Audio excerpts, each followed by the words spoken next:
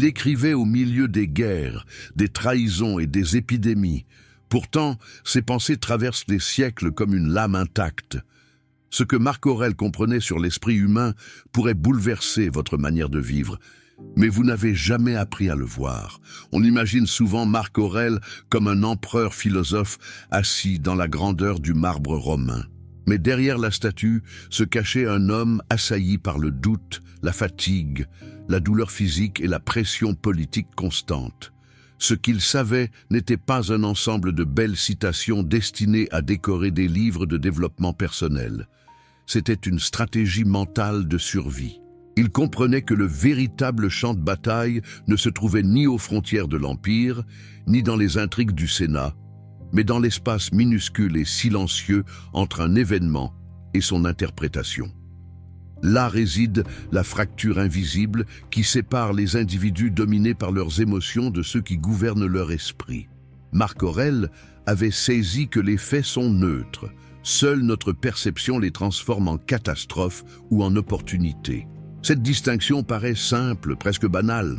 Pourtant, elle exige une discipline intérieure que la plupart des gens refusent d'exercer.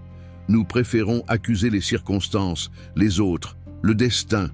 Lui choisissait d'examiner sa propre réaction avec une rigueur impitoyable. Chaque irritation devenait une occasion d'entraînement. Chaque injustice, un test de caractère. Ce savoir n'était pas théorique, il était pratiqué au cœur du chaos. Et c'est précisément ce que vous ignorez peut-être aujourd'hui. La liberté ne commence pas lorsque le monde change, mais lorsque votre regard cesse d'être esclave des événements. Nous passons notre vie à tenter de contrôler ce qui échappe totalement à notre influence. L'opinion des autres, les décisions économiques, la météo, la reconnaissance, la loyauté, la santé parfaite et permanente. Marc Aurèle, lui, répétait inlassablement une distinction fondamentale. Certaines choses dépendent de nous, d'autres non. Cette séparation radicale n'était pas un simple principe philosophique, mais un filtre quotidien appliqué à chaque situation. Lorsqu'un général échouait, lorsqu'un proche trahissait, lorsqu'une maladie frappait Rome, il se demandait d'abord « Est-ce sous mon contrôle ?» Si la réponse était non, il refusait de gaspiller son énergie mentale à s'indigner, non par indifférence, mais par lucidité stratégique. Il savait que l'énergie psychique est limitée, la disperser dans la frustration, c'est s'affaiblir soi-même. Ce que vous ignorez peut-être, c'est que cette discipline crée une forme de puissance, presque invisible. Une personne qui concentre son attention uniquement sur ce qu'elle peut réellement diriger devient redoutablement stable. Elle agit là où elle a prise et accepte le reste sans se briser. Cela ne signifie pas passivité, mais précision. Marc Aurèle ne contrôlait pas les épidémies ni les complots. En revanche, il contrôlait son jugement, son intention, sa conduite. Et c'est précisément cette maîtrise intérieure qui lui permettait d'affronter l'imprévisible sans perdre sa cohérence. La plupart des gens cherchent le pouvoir extérieur. Lui cultivait le pouvoir intérieur. Cette inversion change tout. Le troisième élément que Marc Aurèle comprenait et que beaucoup refusent d'admettre concerne l'ego. Nous construisons une identité fragile basée sur l'image, la reconnaissance et la validation. Nous voulons être admirés, compris, respectés. Lui savait que cette dépendance est une chaîne invisible. Plus vous attendez des autres qu'ils confirment votre valeur, plus vous devenez vulnérable à leur jugement. Il s'entraînait à se rappeler que l'opinion d'autrui n'est qu'un bruit passager dans le tumulte du monde. Aujourd'hui encore, nous laissons un commentaire, un regard, une critique définir notre humeur. Marc Aurèle observait ces réactions en lui comme un scientifique observe un phénomène naturel. Il ne cherchait pas à supprimer l'émotion, mais à la comprendre avant qu'elle ne le gouverne. Ce qu'il savait, c'est que l'ego amplifie chaque offense et transforme de simples désaccords en blessures profondes. En réduisant l'importance de son propre rôle dans le théâtre du monde, il gagnait en stabilité. Il se rappelait que, dans quelques décennies, tous seraient oubliés, lui compris. Cette perspective n'était pas nihiliste, mais libératrice. Si tout est éphémère, pourquoi se laisser consumer par l'orgueil ou l'humiliation? Ce détachement volontaire ne le rendait pas froid, mais solide. Vous ignorez peut-être que la paix intérieure commence lorsque l'image que vous défendez cesse d'être plus importante que la vérité que vous incarnez. Marc Aurèle revenait sans cesse à une idée que nous repoussons instinctivement, la brièveté de la vie. Non pas comme une pensée sombre, mais comme un outil de clarté. Il se répétait que chaque journée pouvait être la dernière, non pour s'angoisser, mais pour éliminer le superflu. Nous vivons comme si le temps était une réserve infinie. Nous remettons les décisions difficiles, les conversations nécessaires, les changements courageux. Lui savait que différer, c'est souvent renoncer en silence. La conscience de la mort, chez lui, n'était pas morbide, elle était structurante. Elle hiérarchisait les priorités avec une précision implacable. Si aujourd'hui était la fin, cela mériterait-il votre colère, votre jalousie, votre distraction? Cette question détruit quantité d'inquiétudes inutiles. Ce que vous ignorez peut-être, c'est que le temps n'est pas seulement limité, il est irréversible. Chaque réaction impulsive, chaque heure gaspillée dans le ressentiment est une portion de vie que vous ne récupérerez jamais. Marc Aurèle considérait chaque instant comme un espace d'action morale. Vivre bien maintenant valait plus que planifier un avenir imaginaire. Il comprenait que la qualité d'une existence ne se mesure pas à sa durée, mais à l'alignement entre pensée et action. Ainsi, la mort cessait d'être une menace abstraite et devenait un rappel permanent de lucidité. Et c'est cette lucidité qui transforme une vie ordinaire en vie maîtrisée. Il comprenait également que l'avenir est une construction mentale souvent trompeuse. Nous projetons des scénarios, nous anticipons des catastrophes, nous imaginons des humiliations qui n'existeront peut-être jamais. Cette anticipation constante crée une fatigue invisible. Marc Aurèle observait ce mécanisme avec une précision presque clinique. Il savait que l'esprit adore voyager dans un futur hypothétique pour échapper à l'inconfort du présent. Pourtant, chaque projection dramatique affaiblit notre capacité d'action immédiate. Il se rappelait que l'avenir n'est rien d'autre qu'une succession de présents encore inexistants. En d'autres termes, s'inquiéter pour demain revient à souffrir pour une fiction. Cela ne signifie pas ignorer la planification, mais refuser la rumination stérile. Ce que vous ignorez peut-être, c'est que l'angoisse n'est moins des événements que de l'imagination incontrôlée. Lorsque vous revenez volontairement à l'instant actuel, vous réduisez le chaos intérieur. Marc Aurèle se demandait « Que m'est-il demandé maintenant ?» Pas demain, pas dans 10 ans, maintenant. Cette focalisation radicale simplifie l'existence. Elle transforme une montagne abstraite en une action concrète. En ramenant l'attention au présent, il neutralisait le poids du futur. La plupart des gens se battent contre des ombres projetées. Lui agissait sur la réalité immédiate. Et cette différence crée une stabilité que rien d'extérieur ne peut facilement ébranler. Mais la conscience du temps ne servait pas seulement à calmer l'angoisse, elle renforçait son exigence morale. Marc Aurèle se rappelait que chaque journée écoulée réduisait la marge pour devenir meilleur. Cette pensée n'était pas oppressive, elle était stimulante. Il considérait chaque matin comme une opportunité de pratiquer la patience, la justice, la modération et le courage, pas comme des idéaux abstraits, mais comme des comportements concrets face aux difficultés ordinaires. Il savait que la plupart des gens attendent des circonstances exceptionnelles pour agir noblement. Lui comprenait que le caractère se forge dans les détails invisibles, répondre avec calme à une provocation, rester honnête lorsque personne ne regarde, agir avec équité, même lorsque cela coûte. Le temps, pour lui, était un juge silencieux. Chaque instant offrait la possibilité d'être en accord ou en contradiction avec ses principes. Ce que vous ignorez peut-être, c'est que l'excellence morale n'est pas spectaculaire. Elle est répétitive. Elle exige une constance presque austère. Marc Aurèle n'écrivait pas pour impressionner le monde, mais pour se rappeler à lui-même ses propres exigences. Il se traitait avec sévérité, non par dureté, mais par cohérence. Ainsi, la brièveté de la vie devenait un catalyseur d'intégrité. Si le temps est court, alors chaque action compte. Et lorsque chaque action compte, la négligence n'est plus une option confortable, mais une trahison envers soi-même. Marc Aurèle savait que l'esprit humain ne voit jamais la réalité brute. Il voit une version interprétée, colorée par ses peurs, ses désirs et ses habitudes. Cette compréhension change tout. Lorsqu'un événement survenait, une insulte, un échec militaire, une maladie, il s'entraînait à le décrire de la manière la plus neutre possible. Non pas catastrophe, mais situation difficile. Non pas humiliation, mais opinion exprimée. Ce travail sur le langage intérieur était une arme silencieuse, car les mots que vous utilisez façonnent l'intensité de vos émotions. Ce que vous ignorez peut-être, c'est que la souffrance psychologique naît souvent d'une narration amplifiée. Nous ajoutons du drame, nous extrapolons, nous généralisons. Lui fragmentait les événements en faits simples, presque froids.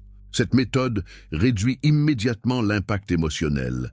Elle crée un espace entre le stimulus et la réaction. Dans cet espace se trouve la liberté. Marc Aurèle ne niait pas la douleur, mais il refusait de la transformer en tragédie personnelle. Il savait que qualifier une difficulté d'insupportable la rend plus lourde.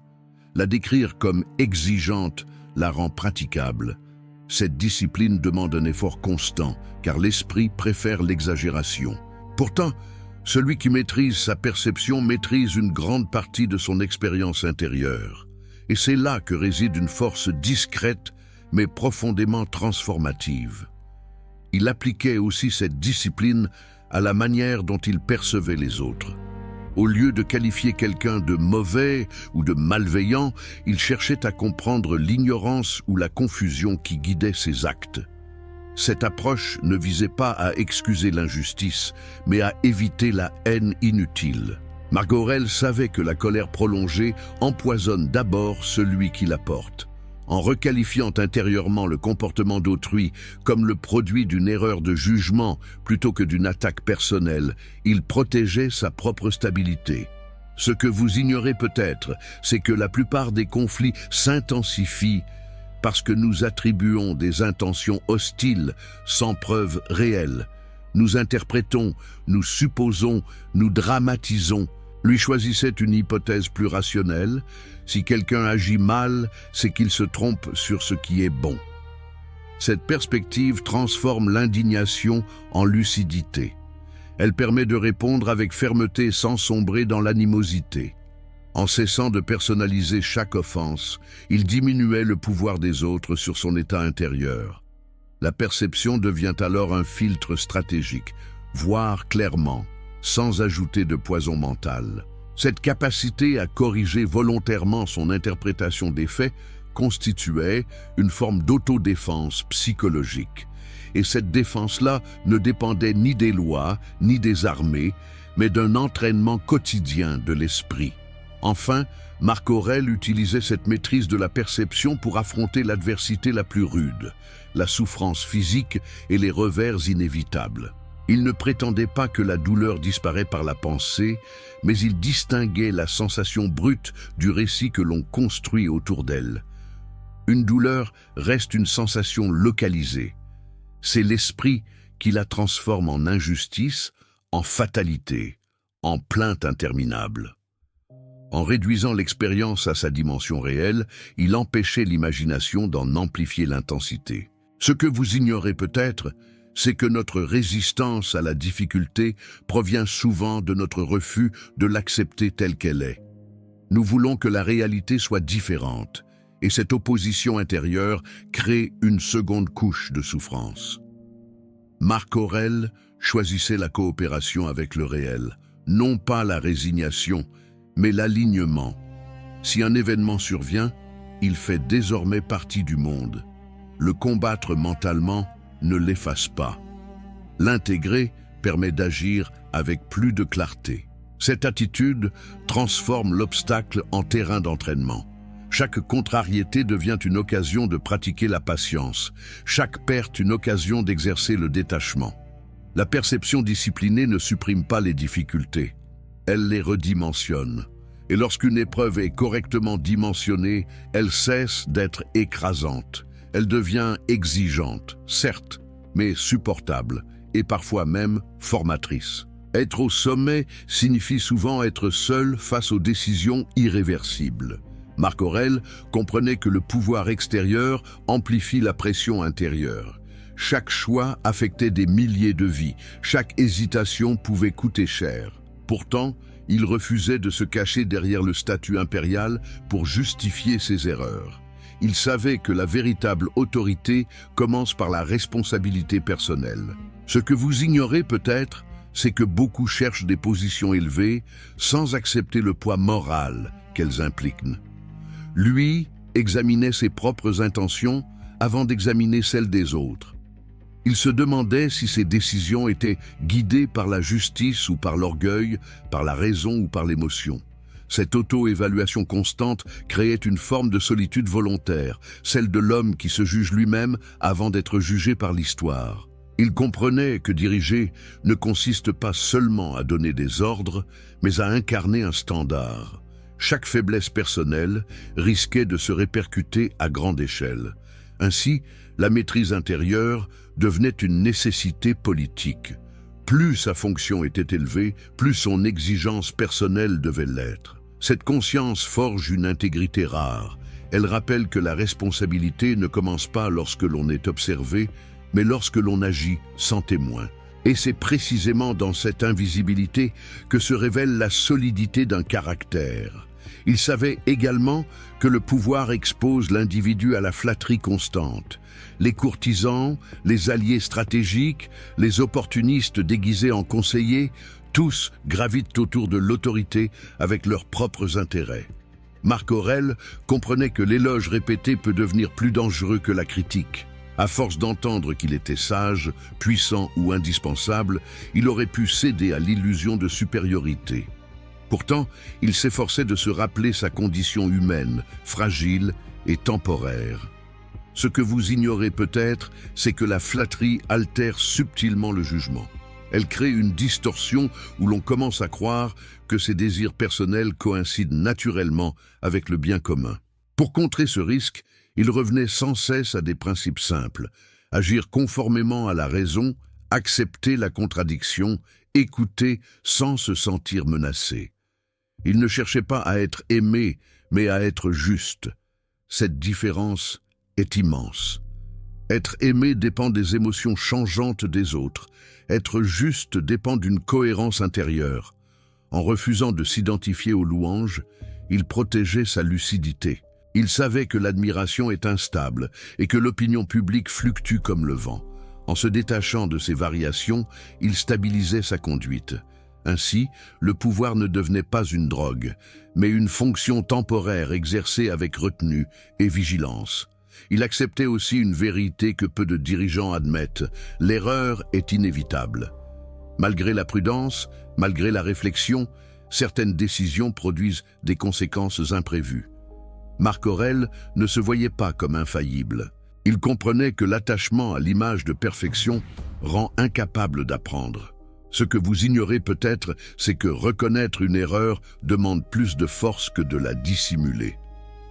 L'ego préfère protéger sa réputation, la raison préfère corriger la trajectoire. Lui choisissait la seconde voie. Lorsqu'un jugement se révélait imparfait, il ajustait sa position sans s'accrocher obstinément à son orgueil. Cette souplesse mentale n'était pas faiblesse, mais maturité. Elle permet d'évoluer, au lieu de se rigidifier. Il savait que l'autorité véritable ne réside pas dans l'absence d'erreur, mais dans la capacité à rester aligné avec la justice malgré les imperfections humaines. Cette attitude exige une vigilance constante. Surveiller ses motivations, accepter la critique, corriger sans dramatiser. La responsabilité intérieure ne consiste pas à se condamner, mais à se perfectionner. En assumant pleinement ses choix, bons ou mauvais, il empêchait la culpabilité de se transformer en paralysie. L'erreur devenait une donnée à intégrer, non une identité à porter. et cette lucidité entretenait une stabilité que ni la faute ni le succès ne pouvaient totalement ébranler. Au cœur de sa pensée se trouvait une idée radicale. Le monde suit un ordre qui dépasse la volonté individuelle. Marc Aurèle observait les événements comme des fragments d'un ensemble plus vaste, souvent incompréhensible à l'échelle humaine. Au lieu de lutter contre chaque contrariété comme si elle était une injustice personnelle, il s'efforçait d'y voir une nécessité inscrite dans le cours des choses. Ce que vous ignorez peut-être, c'est que la résistance permanente au réel épuise plus que l'épreuve elle-même. Nous voulons que la vie corresponde à nos attentes précises. Lorsqu'elle s'en écarte, nous parlons d'injustice, de malchance, de destin cruel. Lui adoptait une posture différente. Si cela arrive, c'est que cela fait désormais partie de l'ordre du monde. Cette acceptation ne signifiait pas passivité, mais coopération intelligente avec la réalité. Il agissait là où il avait prise et consentait à ce qui échappait à son contrôle. Cette alliance avec le destin créait une force calme, presque silencieuse. En cessant de se battre contre l'inévitable, il économisait son énergie pour agir efficacement. Ainsi, les revers perdaient leur dimension dramatique. Ils devenaient des éléments du chemin, non des interruptions scandaleuses. Cette perspective transforme la frustration en endurance et l'endurance en sérénité active. Il allait même plus loin. Il cherchait à accueillir les difficultés comme des occasions adaptées à sa propre formation. Chaque obstacle devenait une matière première pour exercer une vertu précise. Face à l'insulte, pratiquer la maîtrise de soi. Face à la perte, pratiquer le détachement. Face à l'injustice, pratiquer la droiture sans haine. Ce que vous ignorez peut-être, c'est que cette inversion transforme totalement l'expérience de l'adversité. Au lieu de demander « Pourquoi cela m'arrive-t-il ?», il se demandait « Comment puis-je utiliser cela ?» Cette simple modification de question redirige l'esprit vers l'action constructive. Le destin cesse d'être un ennemi abstrait et devient un partenaire d'entraînement. Rien n'est gaspillé. Chaque événement contient une opportunité d'affermir le caractère. Cette attitude exige du courage, car elle supprime la possibilité de se poser en victime permanente. Elle impose une responsabilité radicale, tirer profit même de ce qui dérange. En cultivant cette disposition intérieure, Marc Aurèle rendait son esprit pratiquement imprenable. Les circonstances pouvaient varier, mais son interprétation restait orientée vers la croissance. Ainsi, la fatalité perdait son pouvoir paralysant. Elle devenait un terrain d'exercice, une forge silencieuse où se trempe la constance. Et dans cette constance réside une forme de liberté que rien d'extérieur ne peut confisquer. Enfin, il se rappelait que lui-même n'était qu'un fragment éphémère de l'immensité du temps. Empereur ou simple citoyen, tous partagent la même destination, disparaître. Cette pensée, loin de le décourager, l'ancrait dans l'humilité. Ce que vous ignorez peut-être, c'est que l'obsession de laisser une trace peut détourner de l'essentiel. Agir justement ici et maintenant. Marc Aurèle comprenait que la renommée est fragile, dépendante de mémoires changeantes et de générations qui réinterprètent le passé. Au lieu de chercher l'immortalité symbolique, il cherchait la cohérence immédiate. Vivre en accord avec la raison suffisait. Si l'histoire s'en souvenait, tant mieux. Sinon, cela ne diminuait en rien la valeur de l'acte accompli avec intégrité. Cette perspective dissout la peur de l'oubli. Elle recentre l'attention sur la qualité de l'instant présent plutôt que sur l'image future. En acceptant pleinement sa condition mortelle, il neutralisait l'angoisse de la fin. La mort devenait un phénomène naturel, non une injustice personnelle. Ainsi, son esprit restait stable face au succès comme face à l'échec, car ni la gloire ni l'effacement n'altèrent la seule chose véritablement décisive, la manière dont vous choisissez d'agir pendant le temps qui vous est accordé.